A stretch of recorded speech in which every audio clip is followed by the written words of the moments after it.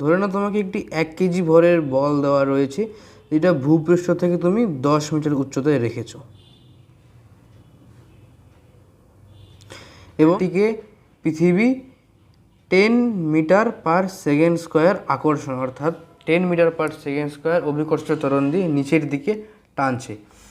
যখন এই বলটিকে এই অবস্থান থেকে ছেড়ে দেওয়া হবে, ভূমিতে এসে যখন এই বলটি সংঘর্ষ করবে, তখন এই বলটি কত পরিমাণ এনার্জি ডিসিপেশন করবে। ডিসিপেশন কথার অর্থ হলো যে কতটা এনার্জি সে কতটা এনার্জি ইউজফুল ফর্ম থেকে ইউজলেস ফর্মে কনভার্ট করে দেবে। তো এটা জানার জন্য আমাদের জানতে হবে যান্ত্রিক শক্তির সংরক্ষণ নীতি বা কনজারভেশন অফ মেকানিক্যাল এনার্জি। তো চলো বিষয়গুলোকে একটা একটা করে শুরু করা যাক। শক্তির সংরক্ষণ কি? তো যান্ত্রিক শক্তির সংরক্ষণ, তার আগে বলে রাখি যে যান্ত্রিক শক্তি কি। যান্ত্রিক শক্তি হলো the some of potential energy and kinetic energy of an object is known as mechanical energy বা যান্ত্রিক শক্তি। তো যান্ত্রিক শক্তি হলো কোনো একটা বস্তুর গতিশক্তি এবং স্থিতিশক্তির যোগফল। তাহলে এই যান্ত্রিক শক্তি equal to kinetic energy plus potential energy of an object.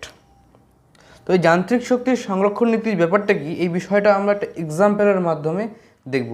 ধরে নিচ্ছি এটা একটা বস্তু রয়েছে, এম ভরের একটা বস্তু রয়েছে, যেই বস্তুটা ভূপৃষ্ঠ থেকে এই উচ্চতায় রয়েছে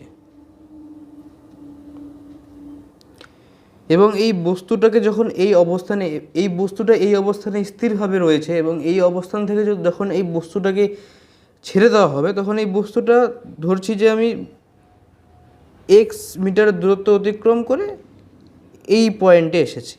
এই পয়েন্টটাকে আমি বি ধরে নিচ্ছি, এই পয়েন্টটাকে আমি এ ধরে নিচ্ছি। এটা তারপরে বস্তুটা ভূমিতে সংঘর্ষ করার ঠিক আগের মুহূর্তে এই অবস্থানে রয়েছে, এটাকে আমি অবস্থানটাকে সি ধরে নিচ্ছি। একই বস্তু, এম ভরের বস্তু। এই বি অবস্থান হলো একটা মধ্যবর্তী জায়গা এবং এই সি অবস্থান হলো ভূমিতে সংঘর্ষের ঠিক আগের মুহূর্ত। এবার আমরা যদি এখানে দেখি যে পয়েন্ট এতে পয়েন্ট হবে, তো বস্তুটার মধ্যে ডিউ টু ভেলোসিটি তার মধ্যে যে শক্তি সঞ্চারিত হয় সেটা হলো কাইনেটিক এনার্জি। এর আগের ভিডিওতে আমি ডিটেলসে আলোচনা করেছি। এই এ অবস্থানে এম ভরের বস্তুটির কাইনেটিক এনার্জি কত হবে। যেহেতু বস্তুটা স্থিরভাবে রয়েছে, বস্তুটার মধ্যে কোনো গতি নাই, তাই এখানে কাইনেটিক এনার্জি হবে 0। এবং পোটেনশিয়াল এনার্জি কত হবে, বস্তুটা আমরা দেখেছি পোটেনশিয়াল এনার্জি হলো বস্তুর ভর ইন্টু অভিকর্ষজ ত্বরণ ইন্টু বস্তুটা যতটা উচ্চতায় রয়েছে। তো এই ক্ষেত্রে বস্তুটা এম ভরের বস্তু অর্থাৎ এম,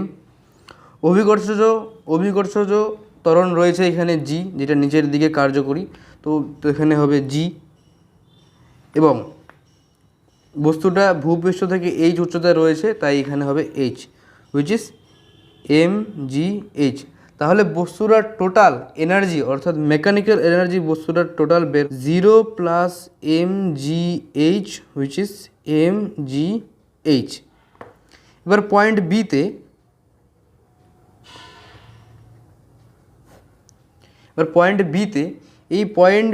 বস্তুটা যখন বস্তুটা পৌঁছাবে, তার মানে কি যে এম ভরের, তার মানে এ অবস্থান থেকে বস্তুটাকে ছাড়া হয়েছে এবং বস্তুটার মধ্যে যেহেতু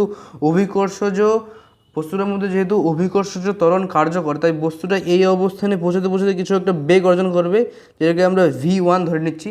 যেই বেগ এই অবস্থানে বস্তুটার কাইনেটিক এনার্জি কত হবে, তো এই অবস্থানে বস্তুটার কাইনেটিক এনার্জি হবে হাফ ইন্টু বস্তুটার ভর এম, আর বস্তুটার কত গতিবেগ আছে V1 তার স্কোয়ার। তো এখান থেকে আমরা half into M into V1 square, ম্যাথমেটিক্সের বেসিক থিওরি থেকে আমরা ভি স্কোয়ার আমরা জানি যে V square equal to U square plus 2as। U square হলো প্রাথমিক বেগ, ইউ স্কোয়ার এখানে প্রাথমিক বেগ এখানে 0 এবং 2 ইন্টু অ্যাক্সেলারেশন অর্থাৎ ত্বরণ, এখানে ত্বরণ হচ্ছে অভিকর্ষ ত্বরণ যা নিচের দিকে কার্যকর, সেজন্য এটাকে আমরা -g ধরবো। আর এস কতটা সরণ ঘটেছে সেটা হলো এক্স, কারণ এ অবস্থান থেকে বি অবস্থানে এসেছে, যেটা এক্স দূরত্ব অতিক্রম করে এসেছে, সেটাকে আমরা -x ধরবো, কারণ সেটা নিচের দিকে কার্যকর। তো যেটা দাঁড়াচ্ছে 2gx। তো এখানে আমরা V1 এর ভ্যালু পুট করি, V1 স্কোয়ার, তো এখানে আমরা V1 স্কোয়ারের ভ্যালু পুট করব 2gx, এখানে 2 ক্যান্সেল হয়ে যাবে। তো বস্তুর mgx হলো বস্তুটির কাইনেটিক এনার্জি এবং বস্তুটির পোটেনশিয়াল এনার্জি কত? পোটেনশিয়াল এনার্জি হবে বস্তুটির ভর এবং অভিকর্ষজ ত্বরণ, বস্তুটির ভর ইন্টু অভিকর্ষজ ত্বরণ এবং বস্তুটি ভূপৃষ্ঠ থেকে কতটা উচ্চতায় রয়েছে। এবার দেখো এই এ থেকে সি পয়েন্টের উচ্চতা এইচ এবং এ থেকে বি পয়েন্টের উচ্চতা এক্স। তার মানে আমরা যদি এসি থেকে এবিকে মাইনাস করেছি তাহলে আমরা বিসির ভ্যালু পাবো। আর বিসি হচ্ছিল ভূপৃষ্ঠ থেকে এই বি বিন্দুর উচ্চতা। তাহলে আমরা এইচ মাইনাস এক্স পাচ্ছি হচ্ছিল বিসির উচ্চতা। তাহলে এখানে উচ্চতা, তাহলে ভর ইন্টু অভিকর্ষজ ত্বরণ ইন্টু উচ্চতা, যেটা এইচ মাইনাস এক্স। তাহলে পোটেনশিয়াল এনার্জি হচ্ছে mgh মাইনাস mgx। তাহলে টোটাল এনার্জি কত দাঁড়াচ্ছে? আমাদের টোটাল এনার্জি দাঁড়াচ্ছে আমাদের যে কাইনেটিক এনার্জি, যেটা mgx plus potential energy mgh minus mgx। তো minus mgx plus mgx cancel, দাঁড়াচ্ছে mgh। এবার যদি আমরা পয়েন্ট সি কে দেখি যে পয়েন্ট সিতে বস্তুটার কাইনেটিক এনার্জি কত হবে। তো পয়েন্ট সিতে বস্তুটার কাইনেটিক এনার্জি, তো এখানে নিশ্চয়ই এখানে এই অবস্থানে আসার পর বস্তুটার মধ্যে নিশ্চয়ই কিছু একটা বেগ থাকবে, যেই বেগটাকে আমরা ভি ধরে নিচ্ছি। তো পয়েন্ট সিতে বস্তুটার মধ্যে কাইনেটিক এনার্জি হবে half into M into V square, যেখান থেকে আমরা বলতে পারি যে হাফ ইন্টু এম রইলো আর ভি স্কোয়ারের মানে আমরা জানি ইউ স্কোয়ার প্লাস 2as, যেখানে ইউ স্কোয়ার 0 প্লাস 2a হচ্ছিল মাইনাস জি, এস হচ্ছিল এখানে এ অবস্থান থেকে সি অবস্থান, যেহেতু বস্তুটা প্রাথমিক অবস্থান এম, তাহলে মাইনাস এইচ, যেটা 2gh দাঁড়াবে। তাহলে আমরা এখানে লিখতে পারি ভি স্কোয়ারের জায়গায় 2gh, 2 ক্যান্সেল হয়ে গেল, বাকি রইল mgh। আর বস্তুটার পোটেনশিয়াল এনার্জি আমরা বলতে পারি যে এম ইন্টু জি ইন্টু এইচ। এখানে যেহেতু বস্তুটা এখানে ভূমিতে সংঘর্ষের ঠিক আগের মুহূর্ত, তাই এখানে হাইট 0 হয়ে যাবে, হুইচ উইল বি 0। তাই এখানে টোটাল এনার্জি দাঁড়াচ্ছে আমাদের mgh। তাহলে তুমি যদি লক্ষ্য করো যে প্রথম ক্ষেত্রে বস্তুর টোটাল মেকানিক্যাল এনার্জি যেটা mgh, দ্বিতীয় ক্ষেত্র mgh এবং তৃতীয় ক্ষেত্র mgh, অর্থাৎ তার যে মেকানিক্যাল এনার্জিটা রয়েছে এটা কনজার্ভ রয়েছে, সংরক্ষিত রয়েছে। এটা কখন হবে?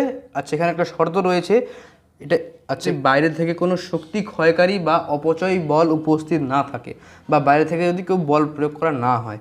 যদি এটা তুমি বায়ুর মাধ্যমে অর্থাৎ পৃথিবীর সারফেসে করো তাহলে দেখবে এখানে বায়ুর জন্য এটা অ্যাকুরেট মান বের হবে না। এটা কোনোটার মধ্যে কোনো শূন্যস্থান তৈরি করে এই পরীক্ষাটা করলে সেটা পরীক্ষা ফললব্ধ হবে। তাহলে টোটাল যে মেকানিক্যাল এনার্জিটা রয়েছে সেটা কনজার্ভ রয়েছে, অর্থাৎ প্রতি ক্ষেত্রে মেকানিক্যাল এনার্জিটা কনস্ট্যান্ট রয়েছে, কোথাও কম কোথাও বেশি হচ্ছে না। এইখান থেকেই এই কনজারভেশন অফ মেকানিক্যাল এনার্জি, যে এনার্জি নাইদার বি ক্রিয়েটেড নর বি ডিস্ট্রয়েড, অর্থাৎ এনার্জিকে সৃষ্টিও করা যায় না, এনার্জিকে ধ্বংস করা যায় না। এনার্জি এক ফর্ম থেকে আরেক ফর্মে ইম্পার্ট হয়, এখান থেকে। আচ্ছা, আরেকটা জিনিস যে লক্ষ্য করো যে প্রথমে এখানে কাইনেটিক এনার্জি 0 রয়েছে, প্রথম কেসে এ পয়েন্টে কাইনেটিক এনার্জি 0 রয়েছে, সেকেন্ড কেসে কাইনেটিক এনার্জি mgx রয়েছে, যেটা অবভিয়াসলি 0 থেকে তো বড়, এবং থার্ড কেসে কাইনেটিক এনার্জি mgh রয়েছে, যেটা mgx এর থেকে অবভিয়াসলি বড়, কারণ h যেহেতু বড় x এর থেকে। অর্থাৎ আমরা কি দেখছি? আমরা দেখছি যে কাইনেটিক এনার্জিটা বাড়ছে, কিন্তু আবার আরেকটা জিনিস লক্ষ্য করলে যে পোটেনশিয়াল এনার্জি প্রথম ক্ষেত্রে mgh রয়েছে, সেকেন্ড ক্ষেত্রে mgh মাইনাস mgx, অর্থাৎ কিছুটা হ্রাস পেয়েছে। আর থার্ড কেসে পোটেনশিয়াল এনার্জি 0 হয়ে গেছে, অর্থাৎ যখন পোটেনশিয়াল এনার্জি হ্রাস পাচ্ছে কাইনেটিক এনার্জি বৃদ্ধি পাচ্ছে। তাই এখান থেকে বিজ্ঞানীরা বলেছে শক্তির বৃদ্ধি ইকুয়াল টু স্থিতিশক্তির হ্রাস, ইকুয়াল টু স্থিতিশক্তির বৃদ্ধি। গতিশক্তি যখন, অর্থাৎ কোনো একটা বস্তুর মধ্যে যখন গতিশক্তি বৃদ্ধি পাবে তখন স্থিতিশক্তি হ্রাস পাবে, আর যখন স্থিতিশক্তি বৃদ্ধি পাবে তখন গতিশক্তি হ্রাস পাবে। এটাই হলো কনজারভেশন অফ মেকানিক্যাল এনার্জি। এটার মূল কথা হলো যে এনার্জি এক ফর্ম থেকে আরেক ফর্মে ইম্পার্ট হয়, energy neither B created not be destroyed, এবং গতিশক্তি ও স্থিতিশক্তির যে সম্পর্ক সেটা পরস্পর ব্যস্তানুপাতিক, একটা বৃদ্ধি পেলে আর এটা হ্রাস কোনো একটা বস্তুর মধ্যে, এবং টোটাল কোনো একটা বস্তুর মেকানিক্যাল এনার্জি ওটা সবসময় কনজার্ভ থাকে, সংরক্ষিত থাকে। যদি বাইরে থেকে কোনো শক্তি ক্ষয়কারী বা অপচয় বল উপস্থিত না থাকে তাহলে কোনো একটা বস্তুর বল সবসময় কনজার্ভ থাকবে বা কনস্ট্যান্ট থাকবে। এখন আমরা যান্ত্রিক শক্তি ব্যাপারটা কি সেটা জানি, এবং যান্ত্রিক শক্তি যে সংরক্ষণ থাকে এই বিষয়টা জানি। তো আমরা এই এক্সাম্পলটা যদি দেখি যে 1 কেজি ভরের বস্তুটিকে 10 মিটার ওপর থেকে যদি এখানে ছেড়ে দেওয়া হয়, যে 1 কেজি ভরের বস্তুটিকে যদি 10 মিটার ওপর এখান থেকে ছেড়ে দেওয়া হয়, তাহলে আমরা বলতে পারি যে এই পয়েন্টে বস্তুটার মধ্যে কাইনেটিক এনার্জিটা তৈরি হবে, সেই কাইনেটিক এনার্জিটাই যেহেতু এই পয়েন্টে কোনো পোটেনশিয়াল এনার্জি থাকবে না, তো এই পয়েন্টে বস্তুটার মধ্যে যে কাইনেটিক এনার্জিটা তৈরি হবে সেই কাইনেটিক এনার্জিটাই বস্তুটা ডিসিপেশন ঘটাবে। তাই আমরা এখানে কাইনেটিক এনার্জি জানি যে kinetic energy is equal to half into বস্তুর ভর, আর বস্তু যেই বেগে গতিশীল, এখানে ধরে রাখছি যে ভি বেগে গতিশীল, তো ভি স্কোয়ার। তো আমরা এখানে half into M into V square. আবার আমরা ভি স্কোয়ার জানি যে U square plus 2as, U square 0 হবে কারণ প্রথমে বস্তুটি স্থির অবস্থায় ছিল, প্লাস 2 এ হলো অভিকর্ষজ যা নিচের দিকে কার্যশীল, সেজন্য 10 - 10, আর এস হচ্ছিল বস্তুর উচ্চতা নিচের দিকে কার্যশীল, সেজন্য -10। তাহলে এটা দাঁড়ালো 200।